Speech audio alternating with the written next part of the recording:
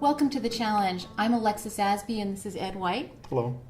And we're here to talk to you specifically about your personalized meal and supplement plan and why your meal and supplement plan is so important and how you can achieve ultimate success.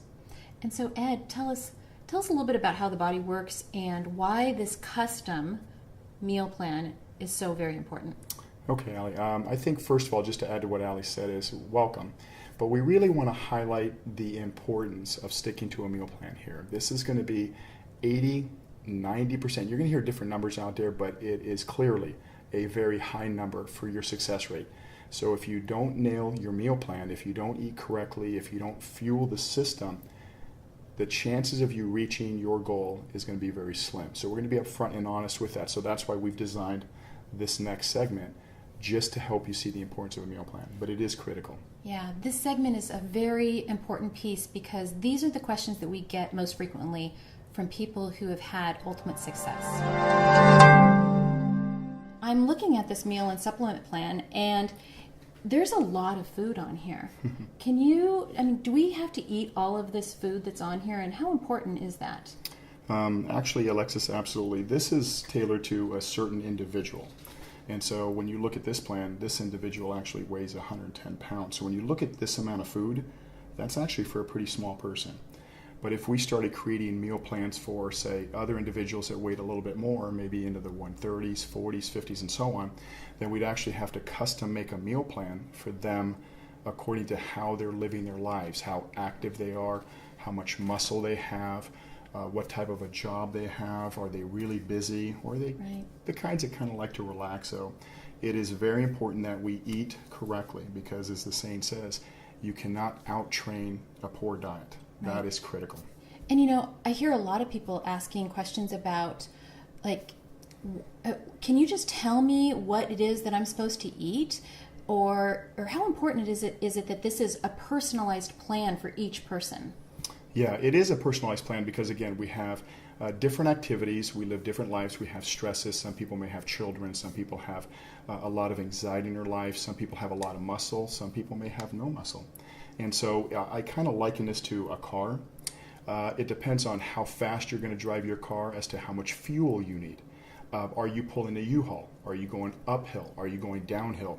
Are you a speed racer or are you a grandma driver? So what that means is, how are we living our lives? Are we very busy? Do we work out at a club? Do we exercise with weights? That would be the equivalent of pulling the U-Haul. Are you a type A personality person? Can you not really sit down? Are you always on the go, go, go, go?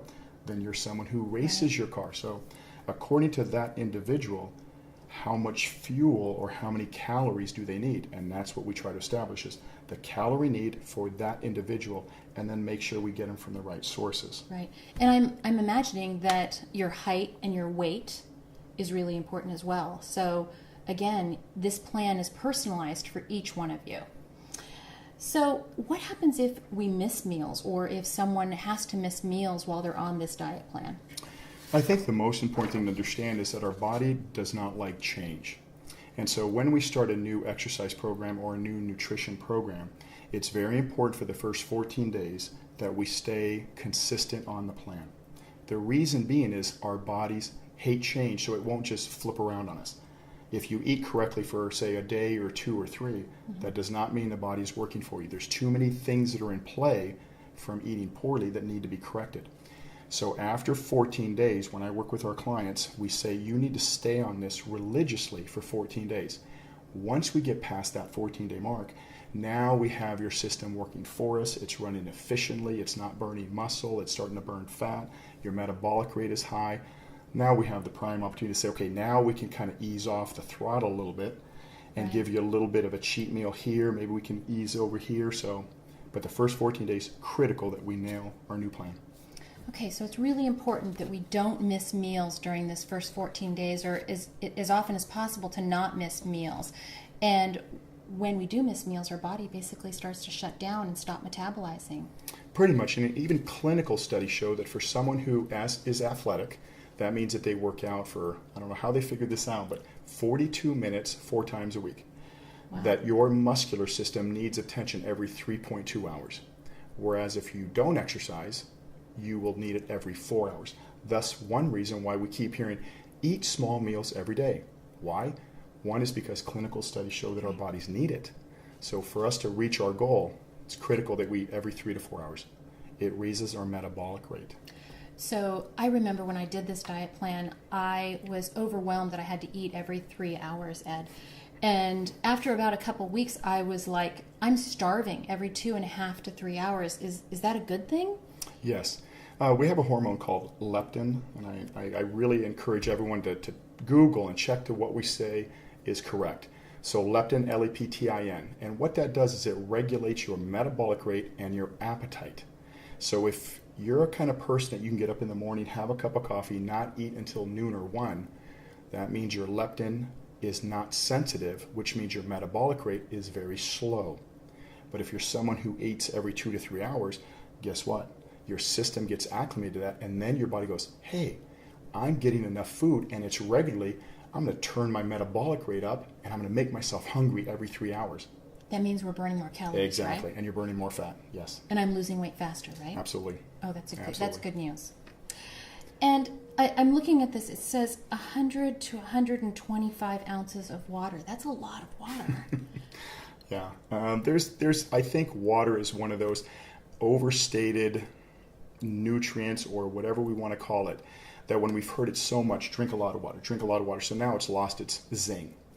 But studies show that if you can drink at least 0.75 ounces to per pound of body weight, or even a 1-to-1 ratio, so 1 ounce for every 1 pound of your body weight, if you can at least drink half of that by noon, you've increased your metabolic rate by 25%. So I have to share with you a little secret that I have. I'm a Starbucks goer, and so the way I figured out how much water to drink is I drink 4 of these Trenta cups of water, which is 31 ounces in each one of these cups. So it's really helpful for me to know that if I'm only on one at 4 o'clock in the afternoon, I need to drink more water. Is that correct? Oh, absolutely. And I think when someone that doesn't drink water, when you look at this amount, you may say, oh my, this is going to overwhelm me. But actually, once you get yourself acclimated to it, then you won't go to the potty so often. You won't be using the restroom so often. I mean, again, the body hates change. So as soon as you start that, you're probably going to have to be by a restroom every 20 minutes. But once you can get yourself acclimated to that, your neurosystem, think about electricity. You don't want to be standing in water if it hits. Well, our neurosystem is what fires our muscles, it's what fires the body. It does better in a high water content environment. Right. Cells work a lot better. Cells that have to pull in nutrients do a lot better in a high water content. So again, cell formation is perfect, cell volume is better, energy is better, neurosystems work better, muscular systems work better, and it raises metabolic rate, which means you're burning more calories of every second, of every minute, of every hour of every day. Great. And so is it true that water basically flushes the fat out of our system? That's one general way of saying it, but what it does is it brings the motor, your muscular system, your whole system, way up to life. So almost picture that as taking the flame, if you cook, from low to high. You're burning more gas. That's what it does to our metabolic rate. So that in itself burns fat. Again, that's if you are eating all your meals. If you're not getting enough calories, we have a problem. The body will not work with us. We're losing a battle. Got it. Thank you. So I'm also noticing that there are a number of varieties of supplements here that are on the supplement plan. Can you share with us how important additional supplements are to the body? Absolutely. When we think of supplements, it doesn't take the place of a good workout and good nutrition. So let's just kind of get that out of the way, because I have some people that come up to me in the health club and ask me, well, can I take this supplement? Can I take this instead of eating? No. Right. That never is a substitute. So we can't take a bunch of vitamins and skip meals? No, absolutely. Absolutely. But what we do is we have different supplements for different reasons. For example, we have a protein powder. Now, protein powders are a great protein intake that doesn't have to be broken down by the system. It's already been broken down for us. It goes right to work in our system. Most proteins, if they're from a whey-based, they're high quality on the rating scale for proteins, which is the biological value scale. So that would be if someone is really busy at work, we don't have time to eat, you put 1 or 2 scoops in a blender, add a little bit of ice water, maybe add a little bit of coffee for a little bit of a jolt, shake it up, you got your protein intake. Now there's other supplements that may give you more energy during the workout. Let's just say you've had a long day at work, you're eating all your meals, but for some reason it's been a taxing day, you're stressed. They have some that give you a little bit of a jolt right before the workout to give you the energy to make it through the workout. There's some that will open up the blood flow. So instead of a 2-lane highway going to the muscle, it opens it up to a 4-lane, meaning that you get more oxygen to the muscle, Right. and so our recovery is much better. So it's really important to pick high quality proteins. Yes, oh, absolutely. There's a lot of stuff out there, but do your research. There's good products out as there. well as planning and preparation, which brings me to my next question. So why is planning and preparation so important during this process? Just because it's such a different routine than what we're accustomed to. We all have our routine, and most of us have a reactionary routine, meaning I'm hungry. Well, I didn't pack anything, I got to eat, let's go through a drive-through. I'm tired. Well, I'm too busy to eat right now. So when we create a new plan and when we work with our clients, it's important to Allie and myself that we have to say, we have to plan when are you going to cook? When are you going to eat your meals through the day? Don't make sure you go past the 3 to 4 hour mark. Do you have a container with the little ices that you can plan it? Do you have your Tupperware? Do you have all your supplements in play? When are you going to cook? My wife and I cook 2 days a week, on Sunday and on Wednesday, but we make enough to be able to last us to 2 to 3 days, so we're not always cooking. Right. That's where I'm saying plan, because the worst thing is you go to work, you're in a hurry, you stayed at Costco longer than you thought, guess what? No meal. Oh, I didn't plan for that. Oh, that would be a bad situation. Right. So I hear you that planning is super important, and we also cook on Sunday and on Wednesday. It actually, I find that it reduces the time that I spend in the kitchen because I'm doing most of my meal prep just 2 days a week as opposed to 6 or 7 nights a week. But what if we do have to go out? What are some solutions or tips of the trade? Actually, restaurants are pretty nice. They're very user-friendly with people that have certain diets. And what I mean by that is you can always ask for the sauce on the side. You can always get chicken, vegetables, oatmeal instead of your hash browns. You can get steak and egg whites. You're not having to eat the whole egg yolk. You can get fresh fruit. There's brown rice. There's yams now on the menu. So really, every restaurant is pretty user-friendly for those of us that want to be healthy. The problem is people don't know their portions. That's where we start having problems. So when Allie and I work with our clients, it's important for us to say, here is your portion. Portion control is critical. Right. As I've always told, and you've heard me say this many times, too little of a good thing is not good. Too much of a good thing is bad. All right. So when I'm out, Ed, the way that I actually gauge my portions is I use the palm of my hand because I've noticed that this is about the amount of protein that I actually can eat, which is about 3.5 or 4 ounces. Yes. That's a good guide. Yeah, for you that would be a good. But let's say you're a 6'5", 300-pound man. You may want to go to the first knuckle. You may want to go to the second knuckle. But that's once you've tried your meals, cut them up, looked at them from a scale point of view, measured it, then you'd be able to eyeball it. That's great advice because, as you know, there are some people who are trying to lose weight, there are people who are trying to gain weight, and then there are people who are actually trying to get ready for perhaps a contest or a show. So everybody's diet and supplement plan is going to be different. Yes, correct. So on the supplement plan, I see that there's MTC oil. Can you tell us a little bit about MTC oil? Yeah, there's a lot of questions about that, especially in the athlete world. MCT is a medium chain triglyceride. It's basically a fat. It's pretty close to coconut oil. But what happens is when we ingest that, especially on lower calorie diets, now we're not starving ourselves. Remember, there's a minimum requirement of calories that needs to come into our body.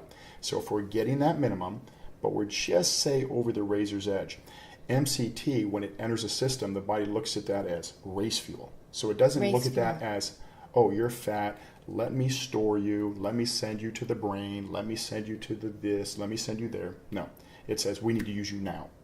So as athletes, it's critical that when we're on a lower calorie diet that we supplement MCT oil in there because that gives us the energy that we need to function through the day, to get through our workouts. and so on and so on. Got it. But I strongly recommend even those who are not athletes, when you start eating to lose body fat, you're basically going to be hugging the razor's edge. We're going to make sure of that. So if you start to see your energy start to dip, you get some MCT oil, you take a tablespoon of it or a teaspoon according to whatever we calculate. Again, it's to the blueprint. You take that, you'll have plenty of energy in order to get through the day, functional, still do what you have to at work, at home, during your workouts. It's a great energy source. And you know, I have very often put my MCT oil in my smoothies, or I use it in my salad dressing. Just make sure, caution, make sure you have it with a meal. You don't want to have it on an empty stomach. Trust us on that one. Yeah, drinking straight oil is not super fun. Not good. All right. And you also recommend olive oil. Is there a reason why olive oil versus canola oil or butter? Yeah, olive oil is just a much healthier fat. We get into a 2-hour discussion on fats, but you're basically looking at something that the body can identify that's usable to the system, that's cleaner, that's more of a natural source. So that 60% of it can go to the brain for function. Some of it go to your nails, eyelids, tear ducts. When you go potty, it needs to be a little bit smoother. These are all things that fat does. It doesn't just store itself. That's not what a healthy fat does. So it's pretty important that when we establish your calorie count, the amount of calories that has to come from fat has to come from a good source that the body can recognize and use. All right. Can you share with us some of your optimal protein choices? I know for me, it was different than it is for perhaps my husband. So can you tell us a little bit about why you select the type of proteins that we're supposed to eat? Absolutely. There are several differences. There's egg whites, and these are going to be the food parts, not the protein powders. There's egg whites, there's chicken, there's seafood, there's fish, there's turkey, there's red meat. All of those are actually excellent sources of protein. They rate very high on the biological value scale. What someone has to consider, though, is their acidity level in their stomach. For example, if you wake up in the morning and you look at your portion of protein, and let's say you have steak, now the body's going to break that down much slower than it would egg whites, fish, maybe even chicken. So you're going to be fuller longer, and then when that second meal comes, you may say, I'm too full, I can't eat that second meal. Well, then that person may want to go to egg whites, maybe to chicken, maybe to fish, because that breaks down so much easier. You're looking forward to that second meal. Got it.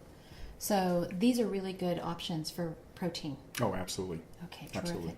And tell us some good carb choices, because I know there are a lot of people that are anti-carbs, but in these meal and supplement plans, carbs are a very important factor in that.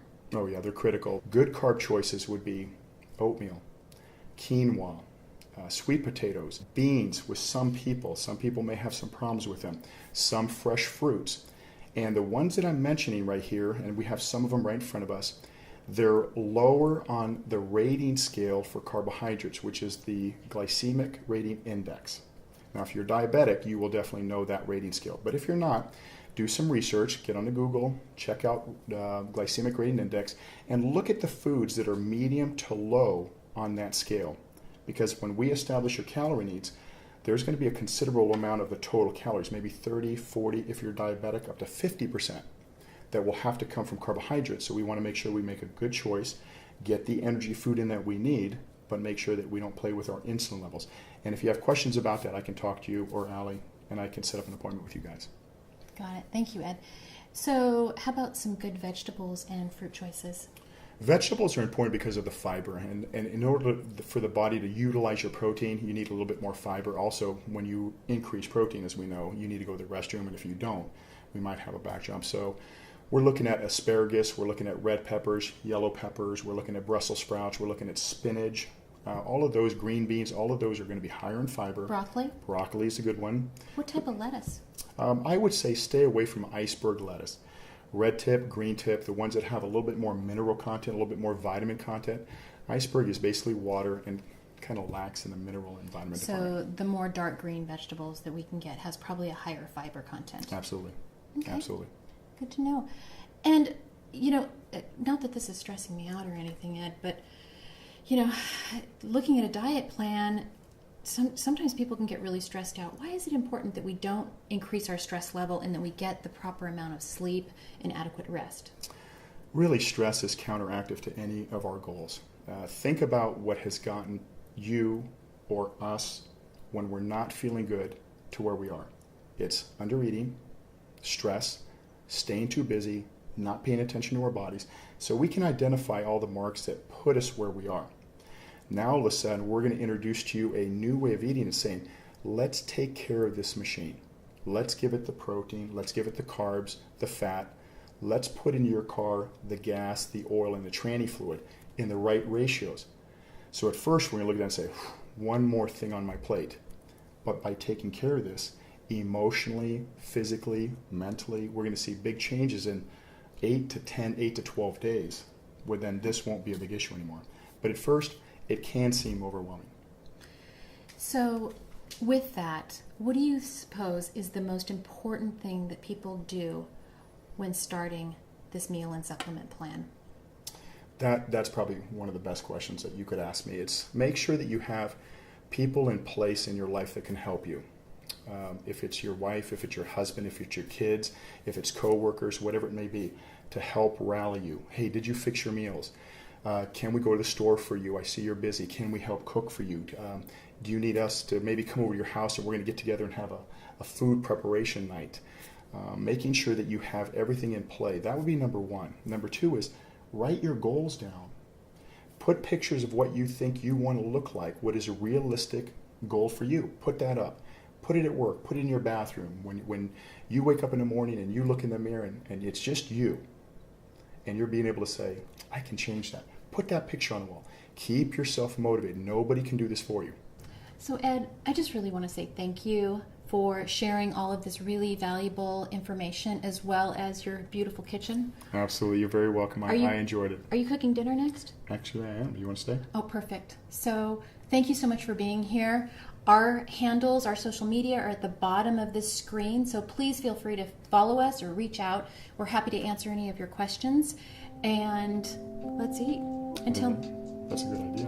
Until next time, to your health.